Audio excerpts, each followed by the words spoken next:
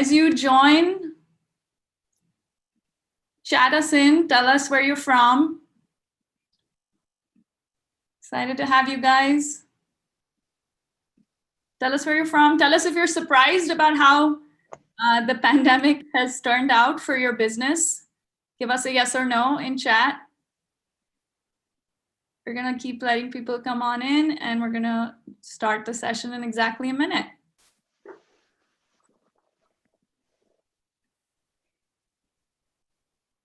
Hi, Erica. Erica just joined us from Colorado. Vince is here. He was the winner of our last giveaway, both speakers. Congrats, Vince. Heidi's here. Will is here. Will says the only constant in real estate is change. Well, we know that. Amazing. Sharon is here from Virginia. I'm going to give it just 10 more seconds and I'm going to get started.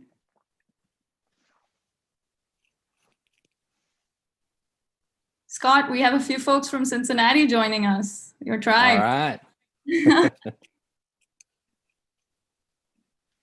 Perfect. All right. Let us kick it off.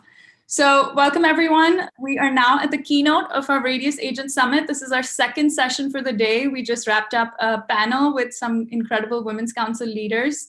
And we're so excited now to have Scott and Pete here with us. I will do a quick introduction on each of them, and then we'll get started into specific questions that I have for each of them.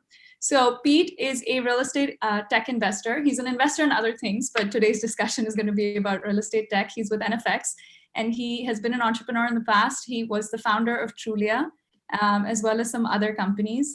Pete is actually one of our investors into Radius Agent, so super excited to have him here. And then Scott is a realtor. He is a third generation agent with Coldwell Banker in Cincinnati, and he has been consistently ranked in the top 1,000, top 100 agents nationally, and he's best of the best in Cincinnati. So we are super excited to have both of them here today for their unique perspectives. Pete is going to give you, a 30,000 feet view from in terms of what's going to happen next. And Scott has a lot of knowledge on what's currently happening in his business, in his market. So with that, I am going to kick this off. Pete, can I ask you to introduce yourself a little bit more than I did, and then I'll get started. Sure. Well, Sanya, thanks for the introduction. Scott, great to be on the panel with you, and thanks everyone in the audience. I guess sort of quick background. I guess, you know, as Sanya said, I'm really a tech guy that stumbled across the real estate industry back in 2005 and kind of found a problem myself and started Trulia and ran that for 10 years. And so it was obviously very much sort of in the trenches of building a tech business in the real estate industry. And then about 5 years ago, Trulia merged with Zillow, and I stepped out of a role. And since then, I've been really, you know, spending most of my time in tech across real estate companies, but most of my time more broadly across marketplaces and platforms and really early stage startups. So I guess I spent a lot of my time thinking about what the world is going to look like in 5 years time, and helping entrepreneurs to build companies to what the world is going to look like. So thanks for having me. Great to be here. Thank you. Scott? Yeah, Sanya, thanks for having me, and excited to be here with Pete as well. You know, so I'm a third generation realtor in Cincinnati, Ohio. Like Sanya said, I run a real estate team in Cincinnati and Northern Kentucky. So we cover 2 states, and I've been doing that for the last 10 years. So it's been a lot of fun, seen a lot of change in 10 years, and I've just really enjoyed the business and growing our team. It's been a lot of fun. Nice. So my first question to both of you is high level. Overall, Scott, how would you say the pandemic has impacted your business? Well, yeah, I mean, it's had a big impact on our business. I mean, just like most people, we went completely virtual. You know, we ran our team typically in the office, so we went completely virtual, shifted to doing buyer counseling sessions virtual, showings virtual, things like that. So that was a change from how we operated. And I think we learned a lot from it and realized that we could actually be a little more efficient than what we were sometimes with everyone in the office. I think what we saw was the home became a gym, it became a school, it became, your office, and everything just shut down. Everyone was just trying to figure out what was going on. But then after about 3-4 weeks, got our arms around everything, people were going, holy cow, we need more space. And in our market just absolutely took off. So if you would have asked me back in March, April, how's your year going to be? I'm like, this is not going to be a great year. But it turned out it has impacted our business in a huge way. We had to talk with a lot of buyers to be very, very patient. In our market, we have less than 1 month of inventory of homes. We're not used to that in Cincinnati. So we had to educate our buyers on how to be a little more patient, how we're going to have to be aggressive when you do have an opportunity that comes up, that we can't wait around, how to understand how to win a bidding war, but also not get too emotional about it as well. So we had a lot of those challenges. When working with sellers, we pivoted and changed on some things. It's not normal in our market to do list something on a Thursday, Friday, but then not review offers till Sunday or Monday. And I know that happens in other markets, but that was not the norm in our market. We started transitioning and doing some of that as well to make sure that we're not leaving any money on the table, because we've got all this demand now for homes and very limited supply. So we kind of had to change and pivot a little bit when it came to that and how we marketed things.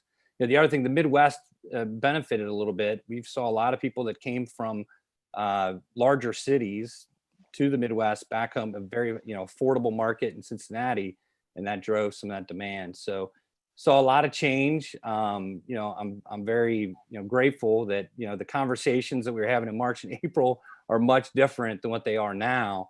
Right. So it's been a pretty solid market for us. Yeah, I would say most folks were surprised with that turnaround. Yes. Pete, what would you say? Were you surprised? I was totally surprised. I think for many of us, there's still sort of PTSD from 2008, right. And it was like, okay, here we go again. And obviously that was a very different kind of recession environment to what happened here. So I think a lot of people were kind of anticipating a kind of a collapse in the economy and a collapse in the housing market, and as Scott said, the opposite happened, particularly in real estate.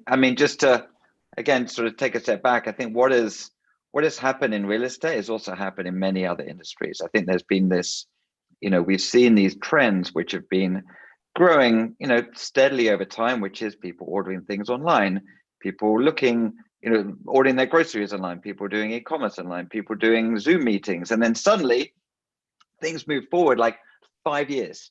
And, we've been, for better, for worse, ordering things online, as well as educating our kids online. And then obviously online adoption of real estate has just sort of exploded. And you've seen this kind of shift from digitization being perhaps a nice to have to being absolutely essential and a must have. So it's been staggering. And I'm here in San Francisco right now, and that's certainly there's a lot going on in San Francisco and Silicon Valley, and certainly you're seeing kind of in this area there's been just a move away from the cities. Right. People are moving out of big urban centers and they're moving into the suburbs. We'll see for how long that lasts.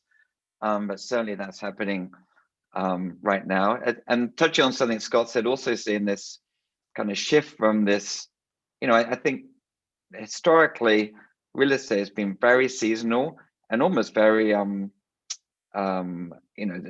very seasonal. And then also just very much of like what happens on a particular day, open houses on Saturday or, certain meetings on Monday. And I think we've all gone to this almost 24/7 culture, where we're not necessarily scheduling things for a week in advance. Things are happening in real time. People are juggling their families, their schools, their work. And so it's changing this sort of pattern of when we might do things, they're like, well, just do things today. And the whole process is speeding up. That's part of, as kind of Scott was saying, around part of the tight inventory, but we're seeing that across the board. In my day job, which is sort of investing, things are happening, think you might expect a follow-up in a week, and now people are expecting a follow-up in a day. So it's Right. fast, it's furious, it's digital, and it's a crazy world we're living in. Yeah. Yeah. And I think on that thought of how things are more digital, I just saw Jennifer sent in a note saying more people are searching online. I mean, I think we've been saying these stats for the last 10 years, I would say, right? Like more people are coming online, millennials search online, and now it's just everything is expedited. So when it comes to lead generation, from a realtor's perspective, Scott, what is your approach now on marketing? Are you investing more dollars in online marketing spend? Or how are you thinking about that, about reaching your potential clients? Yeah. So traditionally, we have been a relationship-based team, a lot of past clients, Sphere, and we do a lot of client parties and events. And so the pandemic has changed it. We can't interact with our clients as much. So what we've gotten aggressive on is we got real aggressive on video to just stay in front of people. On any of our property videos, we kind of did this social 6 so that, we had that video in all different formats, stay in front of people on anything. We did a lot of Facebook Live and education to stay in front of people. And then we use Curator. We also signed up for their accelerator program, so we did put more dollars towards online leads to expand out to try to generate more online leads. So that was another piece that we definitely invested in. We also did try to get creative though too with online contests and things like that. We did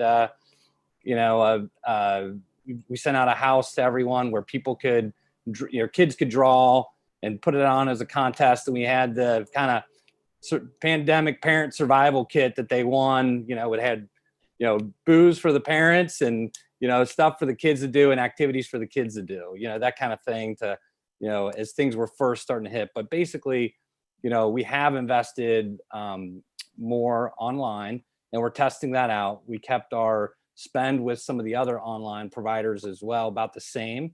So we're just kind of testing and seeing which is working better. And I think that's the key, right? Is you've got to always be testing, checking out what's your ROI, what's working, what's not working. But that has been what we've done. Yeah. Well, I think what I'm hearing is like, yes, you're doing, you're definitely trying more online marketing, but the other aspect of this is like, if you can't meet these clients outside, how do you get to them through, Right. These creative ways that you talked about? Like get in front of them, because they are all spending a lot of time at home. They are. It was easy to connect. We did a little contest one week of, okay, who could, let's just check in with past clients, see how they're doing. This was right at the beginning of everything. See if they needed anyone, older clients, if they needed us to grab, groceries for them or something like that at the beginning. And we just it came from a place of, hey, how can we help? But we said, okay, let's track our dials. Let's see how we're doing and reach out to people. That's not how our team traditionally would run. But it was a good opportunity to reach out to people, and everyone was home. So it was easy to get a hold of people. People had a lot of time on their hands. I also think that goes back to what we were talking earlier about people searching online because they were home. They didn't have their boss over their shoulder. Everyone loves to be a real estate. Everyone loves to look at real estate, right? So when you have more time on your hands, you're free, you're doing it. So, and that was our big thing. We just had to stay in front of them. And then Curators also helped us with a lot of retargeting as well through our program, so that we could retarget our past clients so they'd keep seeing, things that were active and everything like that. So to try to stay top of mind for all those folks as well. Yeah. Pete, how would you think about this? I mean, Zillow and Trulia historically have, they've been haters and lovers on this. What would you say is the recommendation moving forward? Like, should agents invest more into their, Zillow, Trulia online leads? Yeah. Well, I guess the, two main principles. One is that, the most important thing is to understand the data. And so online searching is bigger than ever, whether that's on Zillow or Trulia or another platform on Facebook or somewhere else. people are online in bigger numbers than ever before, and they're not driving past neighborhoods and looking at yard signs. It's like this stuff is online, and so people should be online. And as such, I think agents should be thinking about spending as much or more online. The reality is that you may have a religious aversion to, like, I don't want to, Zillow's become a brokerage. I don't want to spend my money there. But if, you just try it, see what the data says, and if it doesn't work, then that's fine. So, but follow the data rather than some sort of principled approach. The other thing is that, and Scott and I were kind of riffing on this beforehand, it's not just about the leads, it's about the conversion of those leads. Yep. And it's like, and it's so critical. And, I saw this sort of front and center. Truly, we were sending thousands of leads, but some agents were terrific at quickly following up with them, and others perhaps were a little bit slower. And they really had a bad experience with lead generation. So one part is acquiring leads. The other is just efficiently following up on the leads, and that I can't stress that enough. And it's also just figuring out the program to manage those leads, like, because someone maybe from personal experience, like, you've got kids in your house, you're going crazy, there's not enough space, you're like, and maybe you want to move, but you can't move right now. Maybe in 3 months' time, they're like, yeah, okay, things are like, I've got a bit more time to think about this. Should you follow up with those people again? So lead follow up and lead conversion is as important, if not more important, than lead generation itself. Yeah, Pete, you hit the nail on the head, and we talked about that earlier. Just, if you don't have the systems to follow up, you're just throwing money away, right? So it's so important to be able to convert those leads that come in. Yeah, and it is, and I know for my own purchasing, like, there's so much craziness happening right now. And it's such a big decision to change homes, to change schools, to change neighborhoods. It's like, so I think it's engaging with customers, following up with them. How can you be helpful through the journey? How can you be helpful through the thought process? There's so much stress and anxiety in people's minds right now. More the sort of soft sell than the hard sell. But build a relationship is critical. Right. Well, I can't stress that enough as well. Radius Assist, which is one of our products, and like a full shameless plug here. I mean, it was built on this premise. We were sending agents leads from our referral network constantly. And what we realized when we were looking at the follow-up is that agents, one, they have a lot to do. So just bringing somebody, a concierge team, which was Radius Assist, to actually follow up with these leads as soon as they were generated, and have that system in place becomes super important. And I mean, we've seen agents increase their qualification rate by double, triple, just being able to do that, right? So also agree. I think we're talking about tech a little bit now. Pete, from your perspective, what is shifting in terms of your investment strategy into real estate tech with the pandemic? Like, is there a certain type of companies you're investing in more? Like, what's your thesis around that right now? Well, I guess it's sort of broad thesis, and as we think about it. So one is everything is digital, 100% digital. So that's sort of been a given, but it's like, I think it's just now it's essential. Two is just this drive towards convenience, confidence, and simplicity. I mean, we've looked at the kind of real estate transaction, and it's incredibly complex.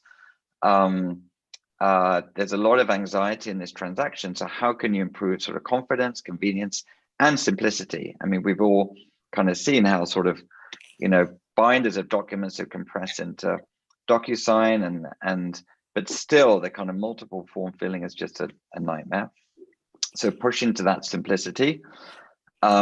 Three is that brands are more important than ever, whether that's a sort of an agent brand or a company brand. You've seen how, in times of sort of anxiety and stress, people go to a safe place, and they want to be with brands that they can trust, and really that's, trust is such a critical piece. How can you be known, but also be a trusted partner? I guess the last piece has been,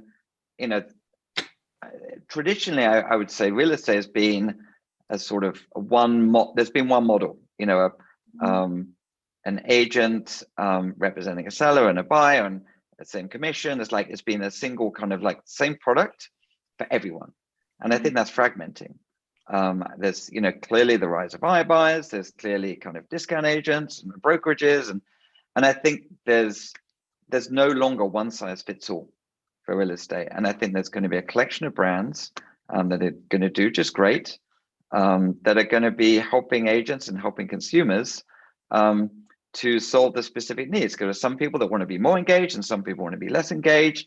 Some people want sort of convenience. Some people want, to maximize price. And I think there's going to be a variety of different options out there for people, which I think is great because more choice means happier consumers. And that gives agents the opportunity to specialize as well about what the services they particularly provide. Got it. What about the mortgage and title spaces? Like, is there innovation there? I think everyone's been like itching for digitization on those two. Are you seeing that get expedited too? Yeah, I think that, this sort of, as I think about, sort of real estate 1.0, which was sort of, I'd say from 2005 to 2015, online real estate 1.0, which is really about the information. Mm-hmm. And we've kind of exposed information and help consumers and help agents, and agents have kind of moved beyond just basic information to providing really expert service and expert advice that's not available, that computers can't replace. Mm-hmm. And I think the next wave is going to be really around the sort of the transaction, which is, and all these sort of components from title and escrow to mortgage, which, are essential to the transaction, but, almost just very complex and kind of, and different pieces of the puzzle need to come together. And so I can see, and this is sort of crazy idea, but not in the not too distant future, that you have a real-time online transaction, just in the same way you can book an Airbnb, in 30 seconds in some crazy place in Australia. I do see this sort of online checkout for real estate happening in the not too distant future, where you literally will get immediate confirmation, which is a sort of crazy idea, but I think it's actually not that far away. Scott, how do you react to that? What do you think? Yeah, you got to figure out, there's got to be a way, right, to simplify the process, especially on the mortgage side of things. We're constantly talking to our clients. We get through inspections and it's kind of like, okay, what's next? And it's, got the appraisal and then this, and there's these long time periods that are in there. So I think that, we may not be that far off, but I'm just trying to figure out how that is going to happen, right? Like, that just kind of blows my mind that you're just going to hit the enter button and all of a sudden you bought a house, right? So in streamlining all that, it can be very difficult. Even if you look at like a car purchase sometimes, and how like that should be a lot easier than it should be, but you end up there all day. But at least the financing side, right? They got it figured out, at least on the financing side. It's like, that day you're leaving with a car, even though you're there for like all day, it seems like. So, I feel like we should be able to speed up the transaction. What Pete said of being able to just click a button and go, I have a hard time seeing that, but I understand that's where things could be going. And, but that would take a lot of coordination in order to happen. Yeah, I guess the iBuyers, like Opendoor, yeah, they've done one version of that. Right. And that's where, like I said, there's different models, I think, for different folks based on what they're trying to do, right? I think one of the biggest lessons I learned as an agent is I always thought everyone just wanted the most amount of money for their house, right? And in a lot of times that really isn't true. What Pete said, they want convenience. There's some people that would rather have the convenience than the most amount of money for their home. There's other people that are going to want the most amount of money for their home, right? So it really depends on the client. Every client's going to be different and what they want. So the experience or what they're going to seek after is going to be different. And I think that's the key. And one of the things that I learned very early on, that not everybody just wants the highest price. Mm-hmm. Right. Everyone's got a different motivation, why they're selling or what they need. Right. Yeah, and I think just on, there's a lot of talk about iBuyers, but I think there's, I firmly believe, and have done since the beginning, that I think, while we're moving to the digital transaction, then this is such a human and emotional purchase that you need a human to help you kind of through that process. And so sitting in a room, sitting in your office, looking at a screen, video walkthrough, is like, it's great compared to sort of newspaper classifieds 20 years ago, but it doesn't take you there. It doesn't take you into the home, the kind of like the lighting, the feeling, the sort of the emotion. And so I think that, and it's such a rare kind of transaction. So I think the more, not only are these, there will be platforms like, as you say, the iBuyer platforms and but helping agents with technology to kind of help them through the process is going to be the majority of transactions for the foreseeable future. Helping agents do what they do, but elevate their insights and take away the kind of like the paperwork is going to be the future. And so there's a huge opportunity that I see as a tech person in helping agents to do what they do better and help consumers to take out a lot of the friction. Yeah, we have a lot of people reacting on chat. I think it's true, right? Everyone relates to the emotional side of things, but everyone spent also hours on paperwork, whether you're a buyer, seller, or a mortgage lender. Like it's time for that to change. So yeah, super interesting. So one thing I'm curious about getting into is, Pete, you brought up this whole idea of a personal brand and agents getting on the forefront as like the trusted partner, regardless of the brokerage that they're affiliated with. Scott, what is your thought on that? And I know you've been big on this. Like, I think before anyone thought about this, like 8 years ago, you were doing your own like logo and branding. And I know you're powered by Coldwell Banker, but how have you thought about that in terms of building out your unique presence? Yeah, probably one of the best investments I made was I was only in the business 2 years ago and worked with a branding company to give us a very consistent look, feel, tone. It was crazy because our business didn't just explode, but all of a sudden everyone was like, I see you everywhere. But we had the same amount of business, at the time. But then it fueled because it was like we created that brand, for our team very specifically.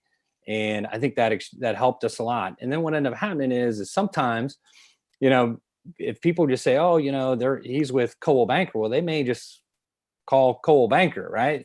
I want them to make sure they call me, my team, right?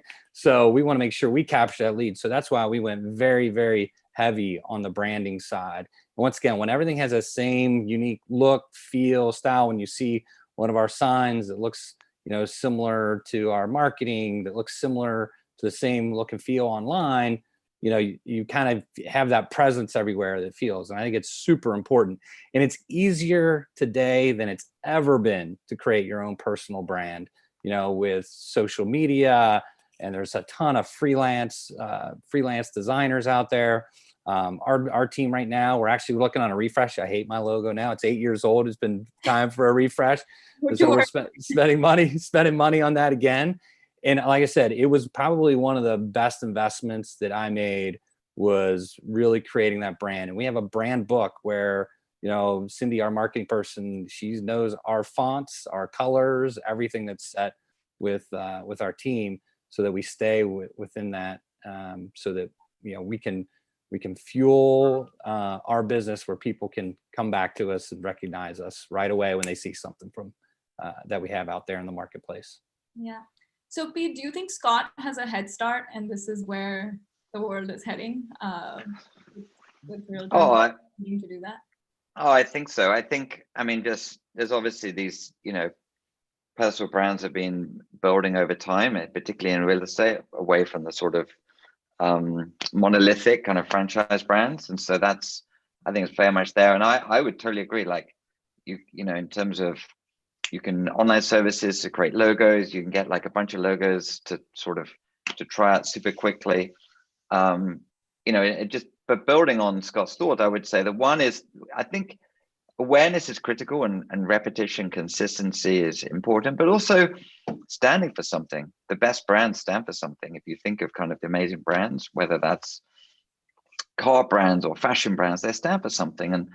And I think to really sort of resonate with consumers right now, you need to stand for something, whether that's, and it doesn't need to be sort of idealistic, but whether that's just like, you're an expert in this particular segment of the market, or you have experience and over this area, but standing for something to differentiate against your competition, because there's a lot of people trying to build their brand in real estate, but you need to stand for something and be known for that and be famous for it. Is critical as well. Got it.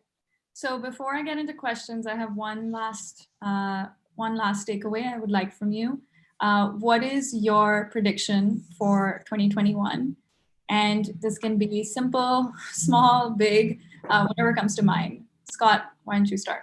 So we had a little call last night, right? Little prep for this, and what's going through my mind is, all the stuff I think that we've been hearing about, the teamerage model, the teams that run like a brokerage. We're going to see more of that, or the consolidation of the broker business.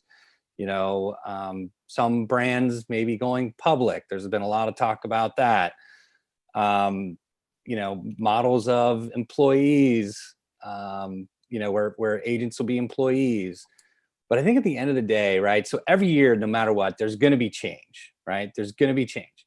But I think in 2021, and I know this may sound odd, but I think we'll see less change than we will see change in 2021. I think right now, where we are with the pandemic, I think there will be change no matter what. And there's going to be opportunity for agents that are out there, but they've just got to be ready to pivot and take advantage of what is happening in the market and just be able to be very flexible. So there's a lot of different things that could change, but I feel like we've been talking about some of these things that I mentioned probably for the last 5 years, right?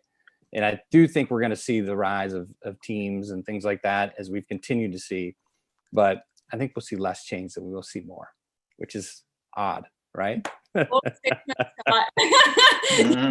had such a list to go through when you picked less change. Okay.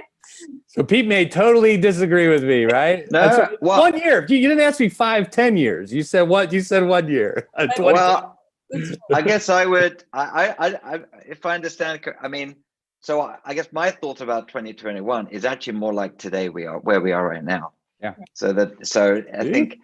So like you look where it's the sort of intense seller market, tight inventory, low interest rates, like all that sort of stuff is going to be the same next year. Like working from home, same. Yep. Nightmares with schools, same, unfortunately. And so I think that's, this is not going to snap back and we're going to be in a situation where we were 2 years ago. It's going to be, I guess, the same. So Pete, are we agreeing? Actually, are we? I think we are. I guess the thing I would add, though, that sort of, I think there's going to be people that survive through this, and people that thrive through this. But there's also going to be kind of challenging situations as well, because I think whether it's stimulus or whether it's economic or whether it's just mental health, it's like I think while there's a lot of these sort of challenges going on in society, I think it's up to us as to kind of to rise to the occasion, and kind of take advantage of the opportunity, but also to help out our neighbors and our friends that are going to be less fortunate. Because it's definitely, I think there's many people doing well out of this right now, but I think next year it's going to be like we're going to sort of feel some tough times, and we've got to be good citizens and help each other out. Got it. That's a nice note to leave it at. I do have one question that came up for Scott. Scott, should I join our team or not? I think that really depends on where you are in your business. I think evaluating a team, if you should join a team or not, is what is that team going to provide for you? I see a lot of team models where it's, hey, come join my team, and you're just another agent on my team, but you're still doing all your own business and everything like that.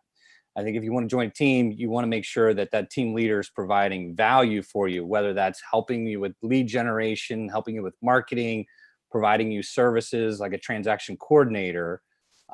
Those are kind of the key things. So now you could join a team and get some mentorship, and maybe that's a long-term approach, or maybe that is, hey, I'm going to join the team and then learn a little bit and then move on. But my opinion, I always feel like you have to understand, what is that team leader? What's that team going to bring? Because they've got to provide value for you. Otherwise, you're okay on your own, as long as your brokerage and your broker gives you the support.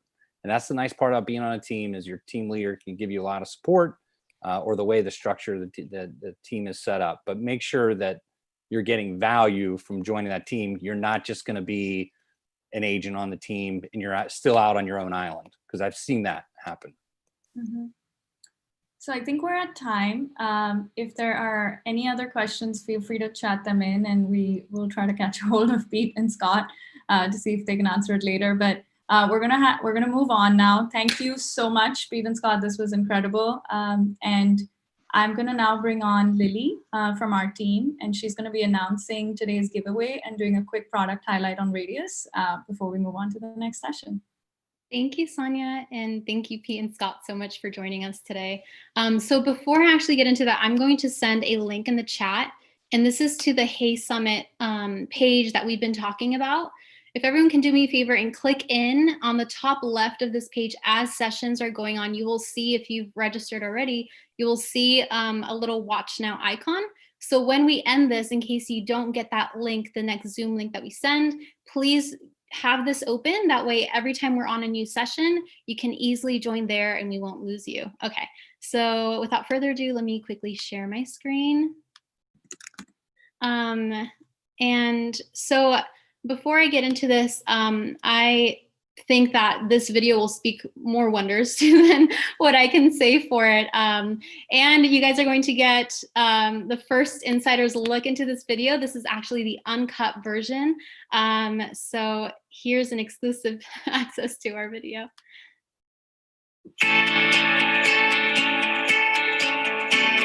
We joined Radius Agent Realty as we saw there was a shift in the market that's happening. The specific things that attracted us to Radius is helping us generate business for our realtors. Having the concierge service and having the lead service is huge, especially for newer agents and those that are struggling in new markets. Being able to have a lead source and someone there to help you through that lead source from beginning to end is actually super important as a realtor. Radius has an expertise in generating leads, and that's what all agents want.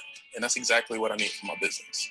So now I can focus on just being a good agent and providing good service to my clients. I love that Radius Agent Realty, it's culture driven. Each individual agent, we can be ourselves. We're not branded as Radius Agent Realty. I'm Latasha Perry from East Bay. Awesome. So yeah, sorry, 1 second. So just to recap, did anyone actually see where we were located at in that video? Did anyone see a landmark? Put in the chat if you recognize that.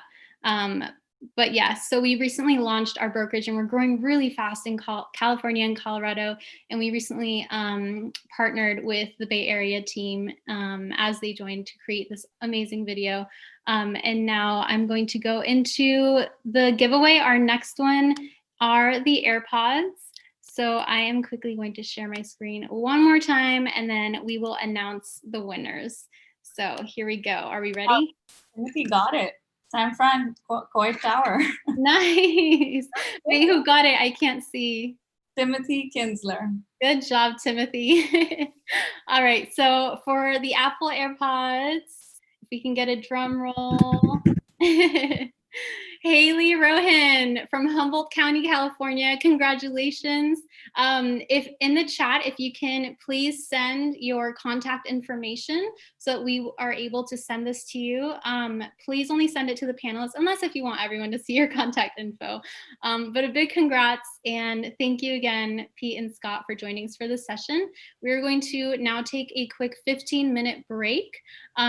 So here we can take time to grab some drinks, grab some food, and we'll be back at 10:45 for our next session. Again, have that the Radius Agent Summit website link open so that you see exactly where to join.